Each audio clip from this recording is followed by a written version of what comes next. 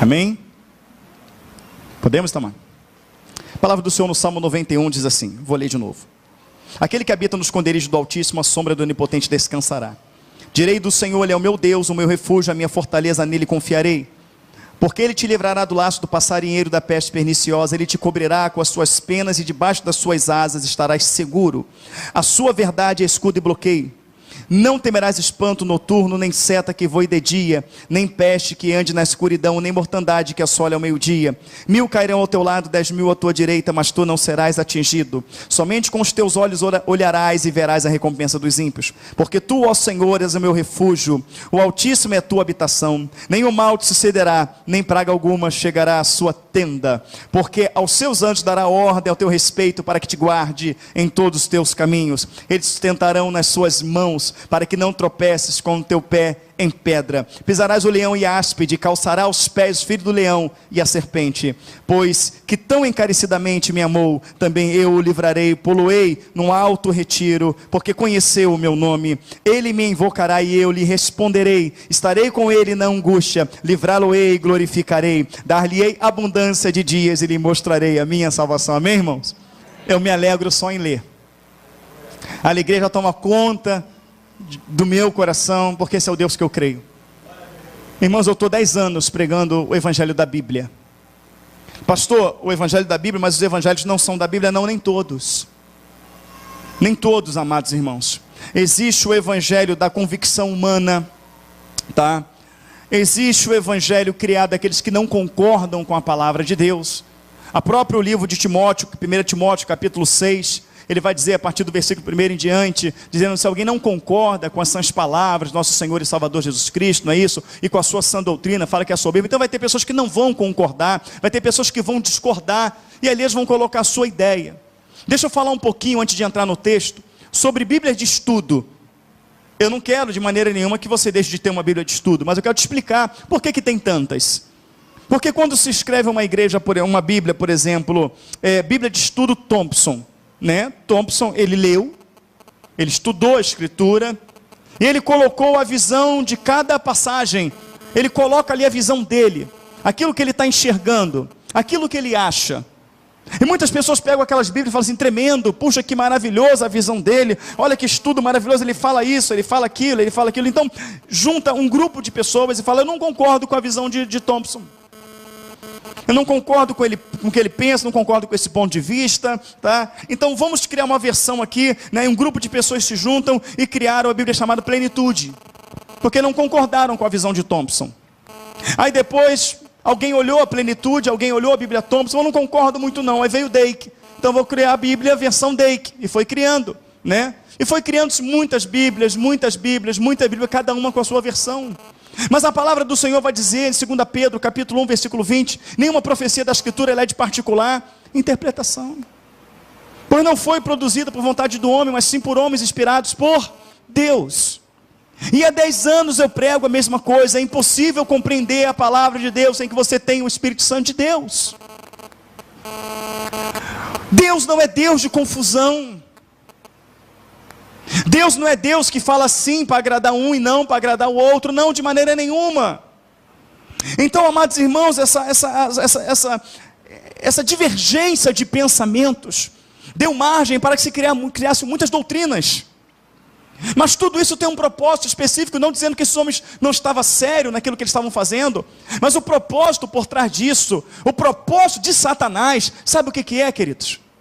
É distanciar cada vez mais o ser humano de Deus, é distanciar cada vez mais o ser humano da verdade. Amados irmãos, a Bíblia de estudos, ela veio existir de um determinado tempo para cá. Como é que os cristãos do passado se viravam? Na época da Inquisição, que se matou mais do que a Primeira e a Segunda Guerra Mundial juntos, essa história, você pode ver, até o History já passou sobre a Inquisição na televisão. Não tinha Bíblia de estudo Thompson, não tinha Dake. Tinha os pergaminhos, e nem estavam compilados ainda, organizados para muitos. Mas aquele povo ia para as fornalhas, aquele povo, eles iam para os coliseus ser comido por leões, e aquele povo morria glorificando a Deus e não negava o Senhor. Morriam. Se você for estudar a história da igreja, com convertia muita gente quando eles morriam. Por quê? Porque eles dobravam o seu joelho e começavam a louvar, começavam a cantar hinos de louvores a Deus, começavam a adorar, e vendo seus filhos sendo espedaçados. Imagina, Arinda, você está num coliseu desse, num lugar desse, numa arena dessa, e solta os leões para tragar você, e arrebenta o teu filho primeiro, e você glorificando, você exaltando o nome do Senhor. Não tinha Bíblia Thompson, as pessoas não negavam o Senhor, porque elas sabiam que aquilo num instante, num piscar de olhos passaria, e que elas encontrariam o seu Salvador. E porque o Evangelho, não é isso? A palavra que era pregada e anunciava, os preparavam para a morte, os preparavam para enfrentar as mais terríveis adversidades, provações e tribulações, e não negar o seu Deus. E aí começa a se colocar a visão de A, começa a se colocar a visão de B, começa a se colocar a visão de C, e começa a criar um monte de visão, começa a se criar um monte de bandeira, começa a se criar um monte de denominação. E por que denominações são criadas? Porque cada um pensa de uma maneira. E o Evangelho não foi criado para dar liberdade a ninguém de pensar. O Evangelho, ele vem dizer, em outras palavras, que ele não está se importando com o que você pensa ou deixa de pensar. Ele vem exatamente confrontar o seu pensamento e mostrar que ele está errado. Porque enganoso e falha é o nosso coração. A palavra fala que há caminhos que para o homem parecem ser direito, mas o final deles são caminho de morte. Há caminhos que parecem ser direito, mas o final é caminho de quê? De morte. Querido, olha para o estado das igrejas. Olha para o estado do povo que se chama povo de Deus. E olha para o Deus da Bíblia.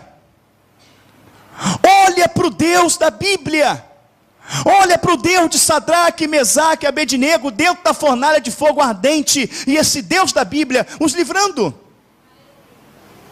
Olha para o Deus de Daniel, que dentro da cova dos leões o Senhor enviou o anjo. Foi o anjo que ele viu. O anjo foi lá, o anjo foi enviado e Daniel viu. Ele fechou a boca do leão. Eu não consigo lutar contra o leão, você não consegue lutar contra o leão, mas o Deus que Daniel servia, conseguia, foi lá, lutou, fechou a boca e deu vitória ao seu servo. Deu vitória ao seu servo, irmãos. Deus da Bíblia. O Deus que os evangelhos me apresentam. E há 10 anos atrás, eu comecei a pregar esse evangelho. O evangelho de que o Senhor, Ele é o mesmo ontem, hoje, e Ele será eternamente. Um Deus que não muda, e não mudará, e nunca mudou. E a minha luta nesses 10 anos, não é tirar ninguém de lugar nenhum, mas é tirar o povo do sistema implantado por Satanás, dentro dos lugares denominados igreja. E a forma mais simples de você entender isso é que se é a igreja de Cristo, vai haver renovo. Se é a igreja de Cristo, vai haver cura, vai haver libertação, vai haver livramento, vai haver restauração, queridos. Vai haver frutos dignos de arrependimento.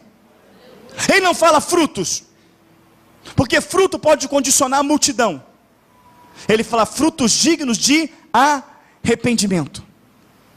O evangelho que se prega hoje dá muito fruto, muito crescimento, muita multidão. As igrejas nunca estiveram tão cheias como elas estão hoje. Mas Deus não quer procurar fruto, Ele quer procurar frutos dignos de arrependimento. E exatamente as igrejas estão lotadas, porque é o arrependimento que não se prega. É a verdade que tem que se arrepender dos seus pecados, que o pecado os afastou de Deus, que o pecado fez divisão entre eu e o Senhor, entre você e Deus, e que nós temos que nos arrepender, nós temos que nos humilhar aos pés do Senhor e nos santificar, tendo em vista que a palavra santa é cortado e separado, cortar tudo que não glorifica, tudo que não exalta o Senhor, porque se eu não cortar aquilo que não glorifica a Deus, Ele não se aproximará, eu não me aproximarei dEle, e se eu não estiver próximo do Senhor, Satanás me destruirá, certamente. E é o que ele tem feito. É Bíblia disso, é Bíblia daquilo, e todo ano sai várias versões, e todo mundo está preocupado em saber o que Thompson pensa, todo mundo está preocupado em saber o que Dake pensa, o que o grupo da plenitude pensa, todo mundo está preocupado em saber o que os comentaristas da King James pensam, mas você está preocupado com o que o Espírito Santo de Deus quer realmente te mostrar com aquilo? Você está preocupado em buscar verdadeiramente a revelação verdadeira que está por trás daquilo? Ah, pastor, eu gostaria, seria muito bom. Como é que eu faço isso? Primeira epístola de João, capítulo 2, versículo 27. A unção que do céu recebeste, nela permanecei. Amém? A unção que do céu, nela. Qual é a unção que vem do céu? O Espírito. Você precisa do Espírito para saber a palavra, sim ou não? A unção que do céu recebeste, nela permanecei. E não vos necessitais que ninguém vos ensine. Mas a unção que do céu recebeste, ela vos ensinará todas as coisas. A palavra fala, o Senhor dizendo, os meus não serão confundidos, aleluia. A palavra fala que Pedro era um homem iletrado, não que ele não sabia ler e escrever, mas ele não tinha formação, ele era um homem que sabia o básico do básico, família de pescadores lá do interior. Paulo sabia muito mal escrever o seu nome, ler algumas coisas, ele era um homem iletrado. E se você ler 1 Pedro e 2 Pedro, queridos, que revelação é aquela? Espírito Santo puro. Ali não tem visão do homem, ali a visão é de Deus. Não só ele, quando você vai para as cartas de João, 1 João, 2 João, 3, Apocalipse, quando você, querido, pega as cartas paulinas, embora Paulo era um homem letrado, era um homem estudado, mas você vê a revelação do Espírito Santo de forma tremenda, de maneira que você está lendo aquilo no Espírito, tu se alegra, o Espírito toma conta de você. Quem já aqui pegou uma madrugada inteira, orando e lendo as cartas, aprendendo com Paulo o que ele aprendeu do Senhor, e não foi visitado com o Espírito Santo de Deus de forma tremenda, tamanha revelação que tem ali dentro. Quando ele fala de Romanos 9, Romanos 11, Romanos 9, 10, 11, coisa tremenda quando você entende, o Espírito Santo toma conta de você. O Espírito Santo te mostra que ele está além da letra. O que nós precisamos é parar de ir atrás do que o homem fala, do que o homem quer incutir na nossa mente, e ir atrás do que o Senhor fala através da sua palavra, através do Espírito Santo de Deus.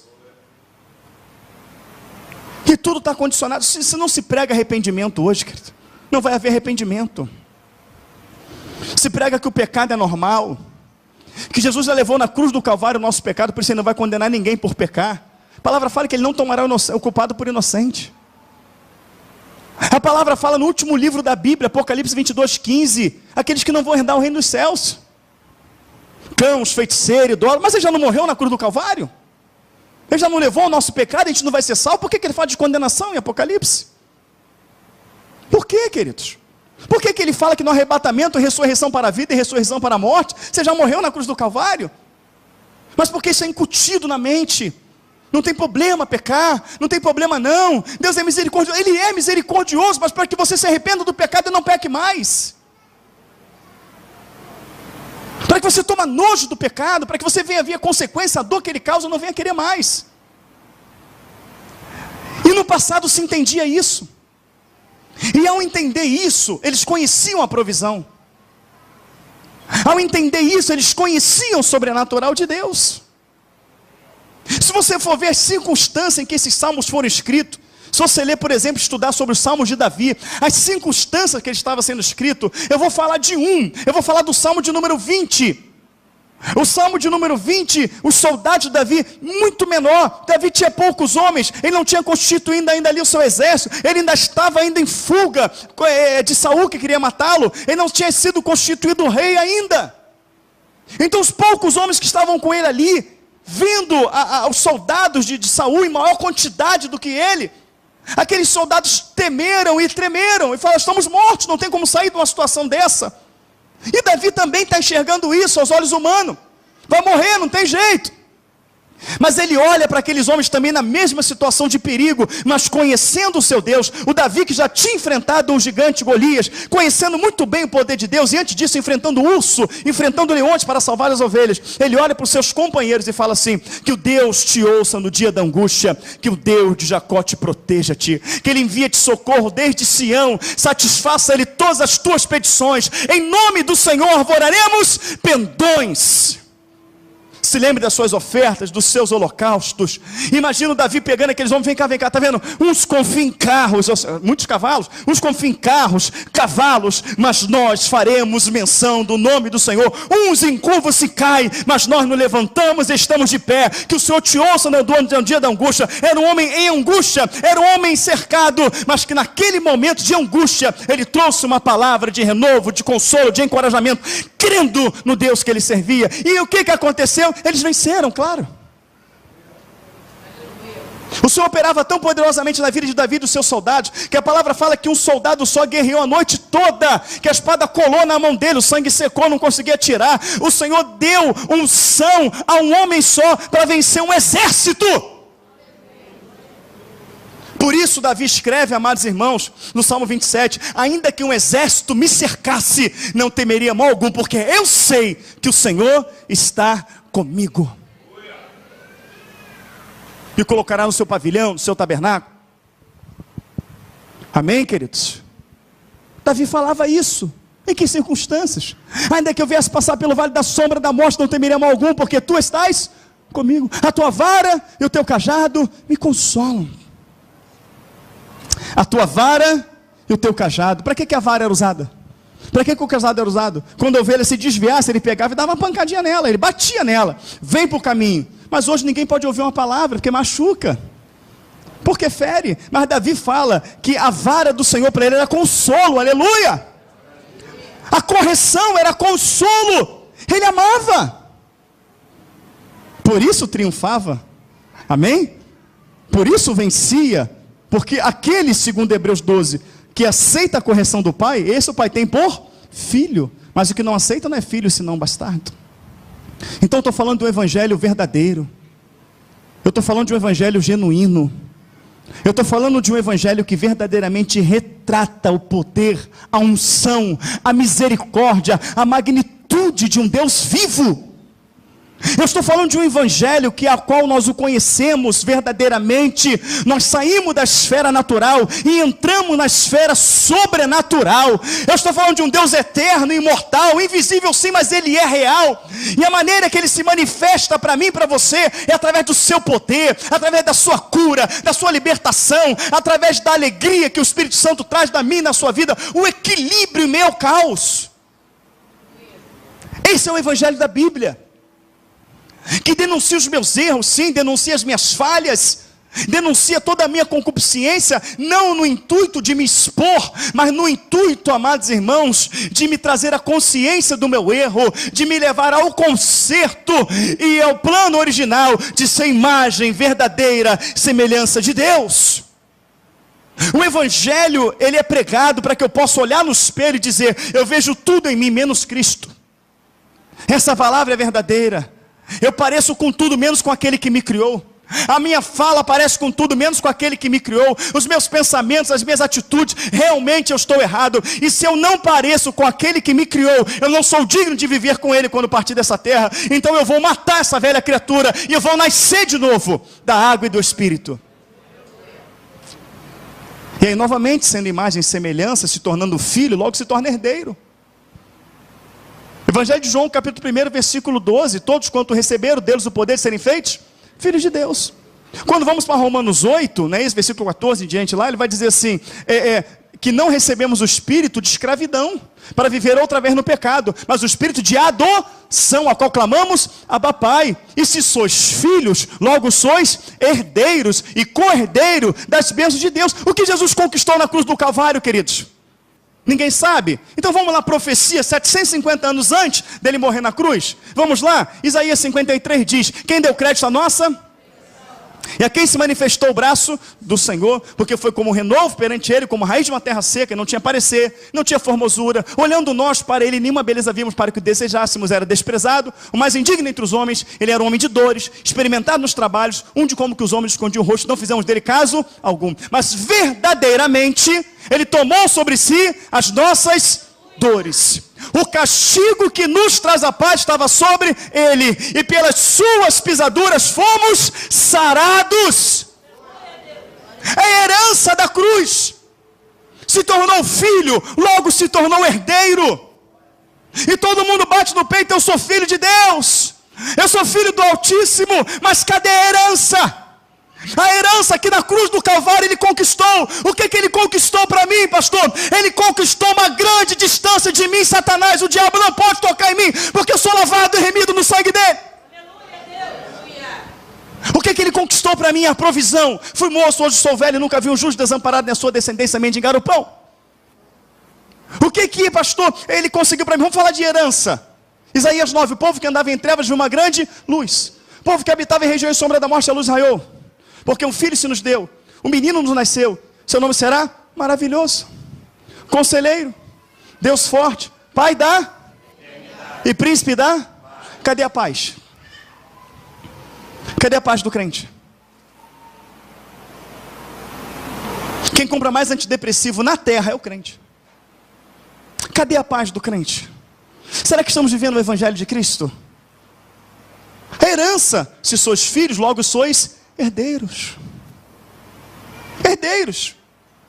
Jesus, filho de Davi, tem compaixão de mim. Jesus, filho de Davi, reconheceu que é o filho de Davi, reconheceu que é o Messias, reconheceu que é o Senhor. O que queres que eu te faça? Que eu veja, herança.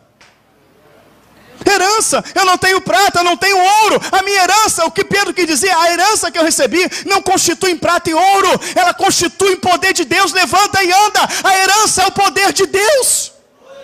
É o poder que cura, é o poder que restaura, é o poder que liberta, é o poder que vivifica, é o poder que torna nova todas as coisas. Essa é a herança. A herança é um poder jamais experimentado pelo homem. E esse poder vem de Cristo, que conquistou para nós na cruz do Calvário. Tamanho poder que ele falou: como o Pai me enviou. Jesus foi enviado para curar. Quem crê, diga amém. Jesus foi enviado para libertar, para abrir portas, para desfazer a obra do diabo. Ele foi enviado, sim ou não? Como o Pai me enviou, vos envia a vós. O poder que foi derramado sobre mim, eu derramo sobre vocês. E quando Jesus andava na rua, o que acontecia? E quando você anda na rua, acontece isso? Quando os crentes andam na rua, acontece isso? Então não pode ser o mesmo evangelho? Não pode ser a mesma palavra? Qualquer problema hoje deixa a gente em pânico, irmãos. Qualquer problema hoje assola a nossa alma. Queridos, eu estou falando de um Paulo que foi moído. 5 quarentenas, menos uma. 39 chibatadas 5 vezes. Joga na prisão. O cara louva. Ele adorou. Qual é o evangelho que preparou ele? 39 chibatadas vezes 5. Não sei nem quanto dá isso. 95. 195 chibatadas. 195 chibatadas. Não é correinha não, que nosso pai arrebentava a gente. Meu pai amava bater com a corrente na gente, que ele era fã do Elvis Presley. Era. Aí ele pegava, batia de um lado, segurava no braço firme, batia de um lado. Aí batia aqui, a gente fazia assim, ó. Até para apanhar igual o Elvis Presley. Eles botou meu nome. Era verdade. Se filmasse, tivesse filmadora na época, era igualzinho. Não era essa correinha não. Chicote, querido. De lenhar a carne. De lenhar o lombo mesmo. De rasgar a carne. E o camarada é jogado lá dentro. O que é que Paulo faz? Murmura. Eu te aceitei para isso? Minha vida no Sinédrio é melhor do que a tua presença. Está muito difícil, não consigo caminhar. Estou perdendo as minhas forças, eu estou desanimado. Não, ele adorou. Eu já lhe preparava para isso. O fato dele ter adorado, dele ter bendizido o nome do Senhor, o que aconteceu? Os próprios Senhor se fez presente e o livrou. O Senhor o livrou. Esse é o Senhor da Bíblia.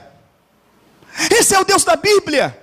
O mesmo Paulo que escreve Romanos 8, se não me falha a memória, versículo 18. Não posso comparar as aflições desse tempo presente com a glória que em nós há de se manifestar. Um evangelho que fazia com que as pessoas não olhassem para as lutas, não olhassem para as dificuldades, não olhassem para as perseguições, para as tribulações, mas um evangelho que só fazia as pessoas olhar para a eternidade, para a glória, a ponto dele falar: o viver para mim é Cristo, morrer é lucro. Um evangelho que fazia os homens andar na rua e dizer: eu vou sair para evangelizar, eu vou sair para pregar o evangelho, e Senhor, que seja hoje, que eles me prendam, que eles me matem, que hoje seja o dia de eu encontrar contigo. Ele já saía na rua já torcendo. para que o final fosse a morte deles, para que eles viessem encontrar a vida eterna em Cristo. É desse evangelho que eu estou falando. Porque o dia que o crente crê nesse evangelho, ele não vai ter medo de avião. O dia que o crente crê nesse evangelho, ele vai ter medo de elevador. O dia que ele crê nesse evangelho, ele não vai ter medo de tiro. Ele não vai ter medo de nada. Ele não vai ter medo de assalto, não vai ter medo de asteroide, de furacão, de maremoto, nada.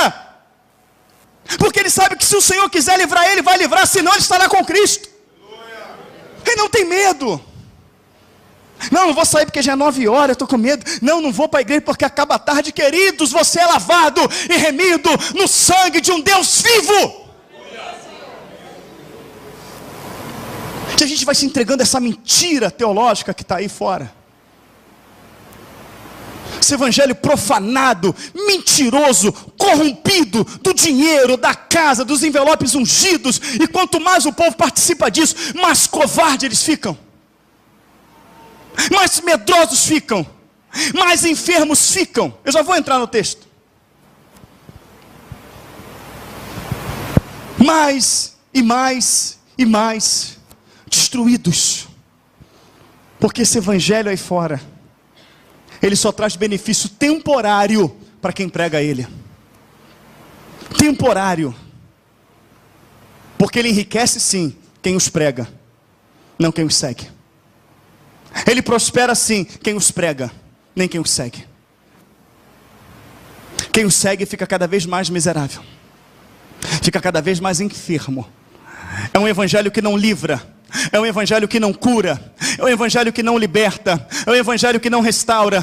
É um evangelho que não fala da vinda de Cristo, que não fala do retorno do Messias. É um evangelho que não fala dos sinais, que não fala das profecias que está acontecendo debaixo dos nossos olhos. É um evangelho que não prepara o povo dele, Israel de Deus, para encontrar com o teu Salvador. É um evangelho que não ensina a lavar as vestes e as branquear no sangue do Cordeiro. Porque quando se faz lá em Apocalipse, no capítulo 7, ele diz: quem são estes que vêm de vestes brancas e palmas na mão? Isso está falando do povo adentrando o reino celestial. Ele fala: esses são os que lavaram as suas vestes e as branquearam no sangue do Cordeiro. Por isso assistem diante de mim de dia e de noite, e eu enxugarei dos olhos dele toda lágrima. Não terão mais dor, não terão mais tristeza, e viverão eternamente diante de mim. Branquear as vestes no sangue do Cordeiro significa se purificar de todos os teus pecados através do sacrifício de Cristo na cruz do Calvário. Não é o evangelho de hoje. É o evangelho que a pessoa se torna diabética e fala a vontade de Deus. Se torna hipertensa, é a vontade de Deus. Perde uma perna, é a vontade de Deus. Perde um braço, é a vontade. Eu perdi um olho, que foi o pecado. O meu olho foi o pecado. Não foi Deus que quis. Eu vivi uma vida de pecado. Eu vivi uma vida contrária à palavra de Deus. E Satanás veio para tragar a minha vida. Deus teve misericórdia de mim. Então não teve nada a ver com Deus. Foi com a permissão que eu mesmo dei a Satanás. Mas o evangelho me traz a consciência que Deus não arrancou meu olho. Foi Satanás porque eu deixei. Mas é melhor entrar no reino do céu sem o olho do que com todo o corpo o inferno. Louva a Deus pela oportunidade que Ele me deu.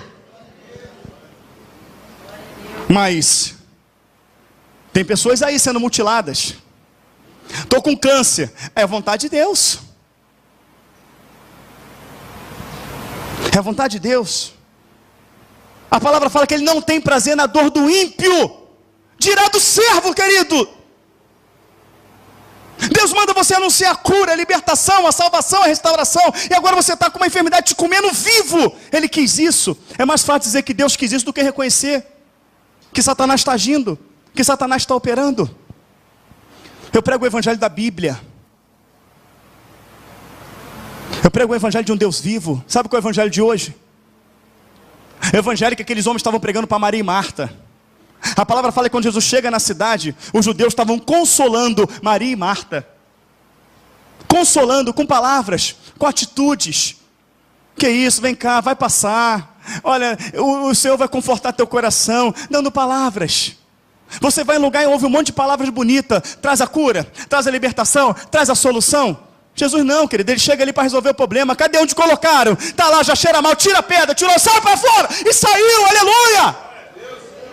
Não é palavrinha de autoajuda não, massageando o ego não, ele vem e resolve, querido. Ele é Deus de solução, Deus de provisão, Deus de renovo, Deus de cura.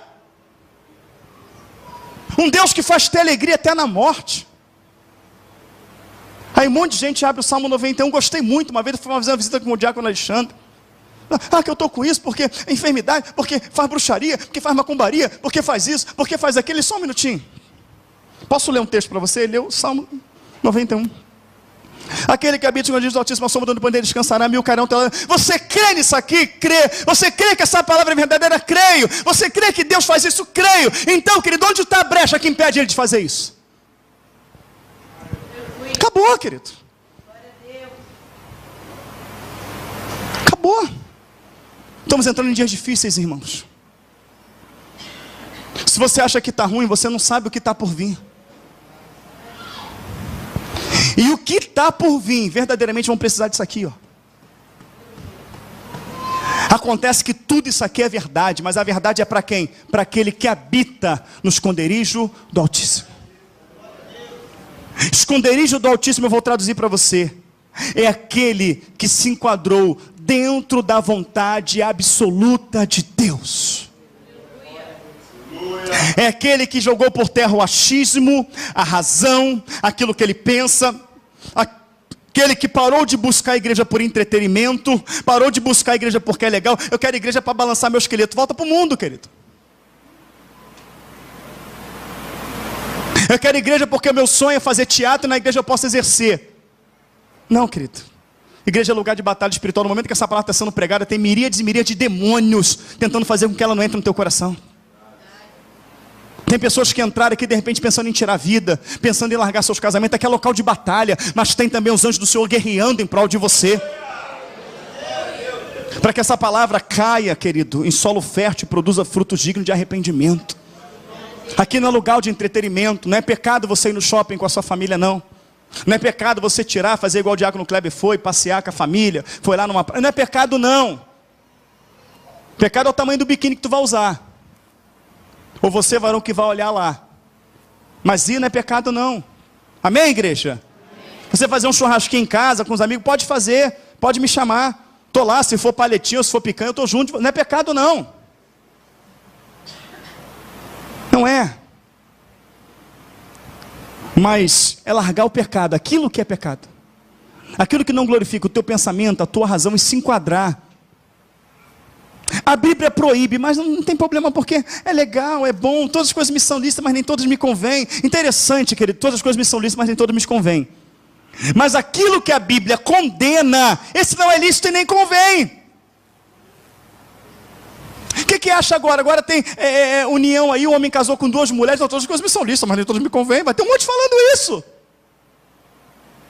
Mas a palavra condena, marido de uma só mulher, e acabou a história. A palavra mostra, querido, da bebida forte. Não, beber, mas não vos embriagueis. Todas as coisas me são lícitas, nem todas me convêm. Aí chapa a cara na cachaça e mete o carro no poste, morreu, matou um montão de gente, foi para o inferno. Não é procurar subterfúgio. Não é procurar uma maneira de encaixar a palavra na minha vontade, não. É se encaixar na palavra de Deus. A palavra não veio para se encaixar na sua vida em nada. Ela veio para te ensinar a se encaixar nela. A viver por ela. Você tem que se encaixar na palavra de Deus. Não procure meio de encaixar a palavra de Deus na sua vida, você não vai encontrar. A sua vida não condiz com a palavra de Deus. Por isso que a palavra fala que Cristo morreu, logo todos morreram. É morrer a velha criatura. O seu passado nada se parece com o teu futuro agora. É novo nascimento. Nasceu de novo. Nada que você aprovava, o que você aprovava, agora você recrimina. Mas aqui ele diz, sabe que, irmãos, é mais um desabafo do que mais propriamente dito uma mensagem. Mas é um desabafo, queridos, que eu tenho colocado diante do Senhor. E que você acorde como igreja de Jesus Cristo, vão fazer diferença nessa terra que o nosso Redentor está próximo. Mas ele fala aqui, olha, aquele que habita no esconderijo do Altíssimo, a sombra do Onipotente, descansará. Direi do Senhor, Ele é o meu Deus, o meu refúgio, a minha fortaleza, nele confiarei. Aquele que está na sombra do Altíssimo, ele tem confiança. Você conversa com um crente e fala assim, não sei se vai acontecer não. Fui dar assistência, quinta-feira passada, aí minha esposa, creio que o senhor pode mudar esse quadro. Não sei mais não, pastor. Não sei mais não. Pessoas criadas no Evangelho. Não sei. Não tem mais esperança não. Querido, aquele que habita no esconderijo do Altíssimo, a sombra do Onipotente descansará. Direi do Senhor, Ele é o meu Deus, o meu refúgio, a minha fortaleza. Nele confiarei. Não é o que o médico diz, o que a mãe diz, o pai diz, o que o jornal disse, o que a economia do Brasil mostra. É o que Deus fala. E Ele fala que não desamparará os seus. Se explode que está faltando isso, faltando aquilo, que não tem dinheiro para pagar isso, pagar aquilo, e não interessa. Quem me sustenta é o Senhor. Oportunidade está aí, querido, para tu ver o maná descer do céu. Oportunidade está aí para o anjo aparecer e te dar pão cozido e água, igual fez com Elias. As adversidades se levantam para a gente viver o sobrenatural de Deus. O senhor está falando isso porque não é o senhor que está sem dinheiro. Pois é, querido, já liguei meu carro lá em Guapimirim, e quando acendeu a luzinha da reserva, eu sem um centavo no bolso. Minha esposa, e agora, o que a gente vai fazer? Eu falei, olha só, quem me constituiu na igreja, pastor, não foi o Senhor? Foi. Ele não sabe que eu tenho que estar lá? Sabe. Então ele sabe todas as coisas, ele vai me levar com esse combustível. E você sabe que um carro, querido, a gasolina, quando ele acende a luz amarela, você não vai rodar 61 quilômetros. Cheguei aqui felizão da vida. Minha esposa, o que houve? Eu falei, sei quem eu tenho crido e sei que Ele é poderoso. Acabou a história. Amor, essa aqui é a última comida, ainda vem gente comer aqui em casa, não tem problema não, sei quem eu tenho crido e sei que Ele é poderoso. O primeiro chegou para comer, quando chegou o segundo, chegou com um carro chapado de compra. Deus mandou trazer, eu falei, amém, foi Ele mesmo, vamos tirar daqui, coisa que eu nem tinha com dinheiro eu comprava. Sei quem eu tenho crido e sei que Ele é poderoso. Quem habita na sombra do Altíssimo, nos esconderijos do Altíssimo, a sombra do Onipotente descansará. Porque Ele te livrará do laço do passarinheiro, da peste perniciosa. Armou o laço para você? Deus vai livrar, querido. O laço está ali, não entra em desespero não. Ele vai livrar. O Evangelho te prepara para isso. Qual era o laço armado para Davi? Golias. Golias está lá, laço, tu vem comigo com espada, com lança, eu vou contra ti em nome do Senhor. Tu diz, quem prevaleceu? Acabou a história. Acabou a história. A pessoa ligou para mim, queria desanimar do Senhor, largar o Senhor. Pessoas ouvem na mensagem, mas eu não falo o nome. Pastor, eu estou desanimado. Eu não aguento mais, eu vou deixar de caminhar porque eu estou fraco. O que está acontecendo? Eu já estou 15 dias com uma gripe que não passa, eu não aguento mais. Eu falei, Jesus amado, Deus tem misericórdia dessa alma. 15 dias, só é gripado, vai largar Jesus. Irmãos, que evangelho você está seguindo? Que evangelho você está seguindo, queridos? Um Deus que enviou um anjo e feriu 180 mil homens que estavam contra o seu povo. Um Deus que derrubou uma muralha, vai fazer o que? Só vamos quebrar? Não, dá a volta por ela, vai lá, depois toca, soa a buzina, a muralha caiu, Deus! Não deram uma marretada, vai lá, clama em volta dela, vai cair. Gideão que olhou assim e falou, Senhor, eles são como a areia do mar, Senhor, não se podem contar os exércitos inimigos. O Senhor, tá bom, mas tu vai vencê-los assim, vai esperar anoitecer, vai acender umas tochas, depois tu vai tocar, e eles, tá bom, Senhor, não pegaram a espada. 300 homens, contra mais de 160 mil homens, venceu porque fez como Deus mandou. As férias de dormir, acende uma fogueira aqui, acende outra lá, acende outra lá, espalha a fogueira. Quando vocês tocarem, eles vão acordar, vão ver aquele monte de fogueira, estamos cercados, eles vão lutar entre si, lutaram entre si. 300 homens.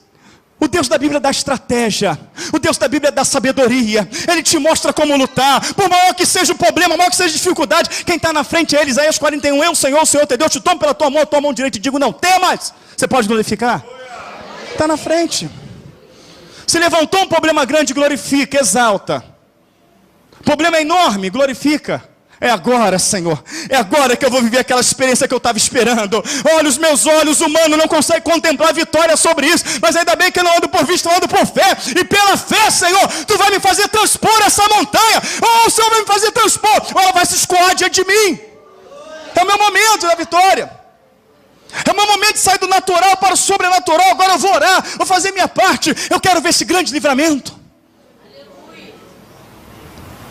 Esse evangelho que eu creio, irmãos. Creio. Posto a minha vida nele. Ele te cobrirá com as suas penas, e debaixo das suas asas estarás seguro.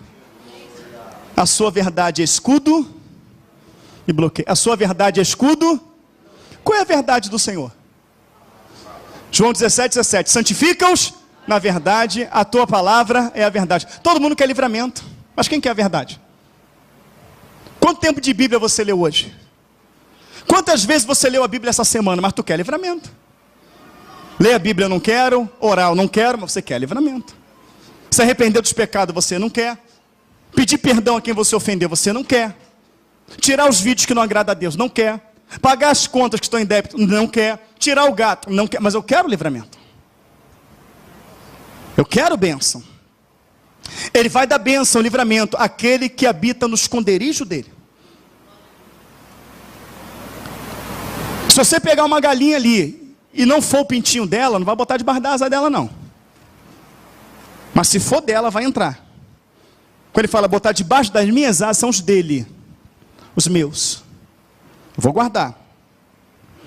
Não, ele te cobrirá com as suas penas, e debaixo das suas asas estarás seguro. A sua verdade é escudo e bloqueio. Não temerás espanto noturno, nem seta que voe. Eu não vou temer espanto noturno. Olha lá fora está um arrastão, estão quebrando tudo, estão invadindo as casas, tudo bem, na minha não vou entrar. Não vai ficar vigiando, não, eu vou dormir. Eu vou dormir, a pessoa chega lá e fala, mas o muro do teu sítio é tão baixo, rapaz. Tu não tem, não tem medo não. Porque se eu tiver medo, eu não estou servindo ao Senhor. Não tem medo de alguém chegar, fazer alguma coisa, te matar. Eu falei, querido, eu sou parte dessa terra quando o Senhor falar enter, eu entreguei minha vida a Ele. Se for o meu momento, vai ser aqui no avião, no carro, onde for, ele apertou o enter, acabou, eu vou encontrar com Ele, não estou preocupado. Eu tinha um caseiro que eu chegava lá, todas as luzes do sítio acesas. Tudo aceso. Tudo. Falei, rapaz, o que é isso? Não, mas eu tenho medo, não sei o que, rapaz. Você é servo do Senhor? Eu sou, não é não. 5. Não temerás espanto noturno, nem seta que voe de dia. Ah, pastor, porque tem uma seta contra a minha vida e me pegou porque eu estou... Não temerás. Nem peste que ande na escuridão, nem mortandade que assole ao meio-dia. Ah, eu estou com medo do Zika. Querido, o Zika vai vir e vai cair por terra. Chikungunya vai vir e vai cair por terra. Ah, é gripe aviária. Ah, mas não sei o que. Ah, doença assim. Ah, doença assada. 1000 cairão ao teu lado, 10.000 à tua direita, e tu não serás atingido. Que medo o que, rapaz? Servo do Deus Altíssimo, lavado e remido no sangue do Senhor, adestrado para a batalha e para a vitória, serve um Deus que não te faz menos do que um vencedor. A fé vem pelo ouvir e ouvir pela palavra de Deus. A intenção dessa palavra é suscitar no teu coração a fé, para que através da fé tu veja o impossível de Deus. Está aqui, 7.000 cairão ao teu lado, e as mãos à sua direita, não será atingido. Somente com os teus olhos olharás e verás a recompensa dos ímpios. Porque tu, ó Senhor, és o meu refúgio. O Altíssimo é a tua habitação. Nenhum mal te sucederá, nem praga alguma chegará à sua tenda. Nem praga alguma chegará na sua tenda. Quem crê nisso, diga amém. Ah, mas tem um monte de praga aí. Tem um monte de praga aí. Porque aos seus anjos dará ordem ao teu respeito para te guardarem em todos os teus caminhos. Eles sustentarão nas suas mãos, para que não tropece com o teu pé em pedra. Pisará o leão, a áspide, isso aqui é hierarquia de demônios enorme. Calçará os pés do filho do leão e a serpente, porque tão encarecidamente me amou. Você amou o Senhor? Quem amou o Senhor, diga amém. Tão encarecidamente me amou, também eu lhe livrarei. Poloei no alto retiro, porque reconheceu o nome do Senhor. Não é se batizar não. Não é estar na igreja, glória a Deus, aleluia, é reconhecer a sua palavra, é reconhecer os seus mandamentos, é tomá-los como forma de vida. Isso é reconhecer Deus. Ele me invocará e eu lhe... Quanto tempo você está orando e não tem resposta? Estarei com ele na angústia, livrá-lo-ei e glorificarei. Estarei com ele aonde? Na angústia. Dar-lhe-ei abundância de dias e lhe mostrarei a minha. Então significa que na angústia, dona Léia, eu vejo o Senhor. Estarei com ele na angústia. Ô Senhor, que angustiazinha gostosa, Senhor, comigo aqui. Glória a Deus, que essa angústia demora um pouquinho mais. Eu quero o Senhor mais aqui comigo. Se alegrar nas tribulações. Paulo fala, quem já leu Romanos 5? Lê lá para tu ver. Amém? A luta, né? A aflição, ela gera a paciência, né? A paciência, a experiência, a esperança. Amém? Mas quem quer o cumprimento desse salmo aqui na sua vida, diga amém. Amém. Diga glória a Deus. Todo mundo quer o cumprimento. É óbvio que quer. Todos querem a bênção do Senhor na sua vida, diga amém. Quantos querem a provisão do Senhor na sua vida, diga amém. Mas quantos querem ser do Senhor? Todos querem a bênção do Senhor. Agora, quantos querem ser do Senhor? Quantos querem que o Senhor domine sobre a sua mente, sobre os seus desejos, sobre a sua razão, sobre a sua vida, sobre o seu casamento? Quantos querem? Porque quando eu quero que Deus domine, eu abro mão de tudo. Do meu eu, da minha vontade, do meu querer. Eu abro mão de tudo, eu deixo Deus decidir por mim. Eu deixo Deus falar por mim. Mas por que tomamos as decisões? Por que tomamos a frente? Porque não há confiança. Confia no Senhor. Entrega o teu caminho a Ele. Confia nele. Eu entreguei meu caminho ao Senhor, mas no meu casamento quem manda sou eu. Entreguei, não sei, mas no meu trabalho quem manda sou eu. Não, eu entreguei, eu estou caminhando, mas isso aqui na minha casa é o jeito que eu quero. Não vou mudar e pronto. Eu entreguei ao Senhor, mas isso aqui eu não vou mudar e pronto. Você não entregou. Porque quando você entrega, há uma renovação de entendimento. Através da renovação pela palavra, eu aprendo qual é a boa, perfeita e agradável vontade de Deus e me enquadro nela. Estão chegando dias difíceis, irmãos. Muitas epidemias, muitas enfermidades vão surgir. A gente está vivendo a iminência da volta de Cristo. E Satanás vai se levantar com todo o poder de engano, de mentiras, como já tem feito. Vai ficar momentos muito difíceis para a igreja. Nós já vivemos um momento em que no Rio de Janeiro foi aprovado agora o casamento entre Madiva. Eu conversando com o pastor Alain, eu mandei uma conversa para ele, mandei um folderzinho para ele, que já está sendo distribuído em algumas escolas no Espírito Santo, ensinando crianças de 5 a 6 anos a fazer sexo oral. Eu mandei para ele, eu nem postei no grupo, porque os desenhos são muito reais, mas ensinando criança de 6 anos de idade, já aqui perto, já aqui no Brasil. Então você vê que o que está sendo incutido na mente das pessoas é aceitar o que é errado e aquilo que é certo rejeitar. E acredite, isso está dominando a mente das pessoas. A minha proposta é que você coloque o pé firme e faça do teu lar um lar cristão.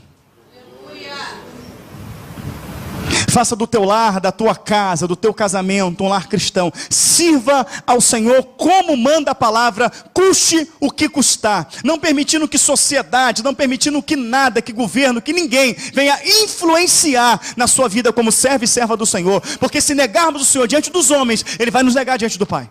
Mas se confessarmos diante dos homens, Ele o confessará diante do Pai.